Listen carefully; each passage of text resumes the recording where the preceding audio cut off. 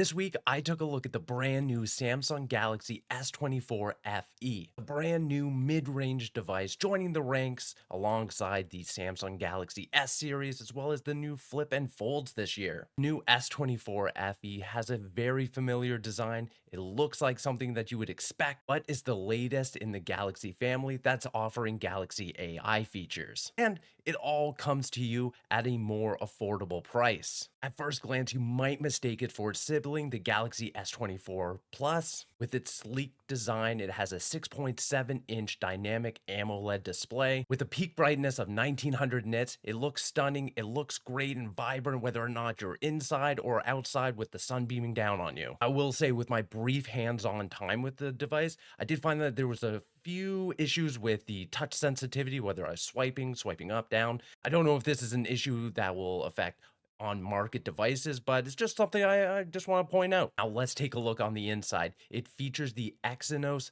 2400E processor, features 8 gigabytes of RAM and storage options ranging from 128 gigabytes to 256 gigabytes. As opposed to the flagship devices, you're not going to get that Snapdragon 8 Gen 3 processor. Samsung does say that the FE will be able to handle everything from multitasking to gaming, but that being said, I do wonder what the disparity is going to be between the processing power between the Snapdragon and the Exynos processor. Now let's look at the camera, because I think that Samsung's keeping it very simple this year, maintaining that same vertical layout that you'll see in the Galaxy S24 Plus. You get the 50 megapixel wide lens, an 8 megapixel telephoto lens with a 3 times optical zoom, and as well a 12 megapixel ultra wide shooter. Now, with all this being said, this is going to be a device that can run Galaxy AI. Samsung is very upfront in saying even though it's coming at a mid-range price, it's still going to have all the same Galaxy AI features that you can get from the standard flagship devices that were released earlier this year. That includes the circle to search feature that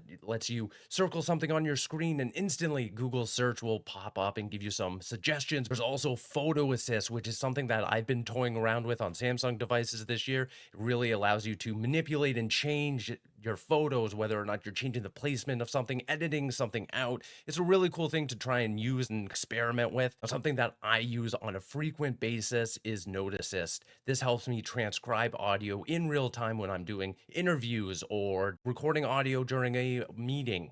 The thing I keep coming back to is whether or not this processor is actually going to be able to handle Galaxy AI as efficiently as the flagship devices. Obviously, I only spent a small amount of time with the FE, so of course I don't have that much experience to go off of. With a starting launch price of $650, Samsung is positioning the Galaxy S24 FE between a budget phone and something more along the lines of its flagships. And traditionally, the FE is supposed to go toe-to-toe with iPhone SE or the A series from Pixel. And I do kind of wonder if Samsung's losing its way when it comes to the FE, because when you look at comparative devices like the SE, they're way cheaper and more in line with that moderately budget mid-range device. So with all that being said, we'll have more on the Galaxy S24 FE over on Pocket Lint, as well as more news on Samsung devices in the future. So please check it all out, and we'll see you in the next video.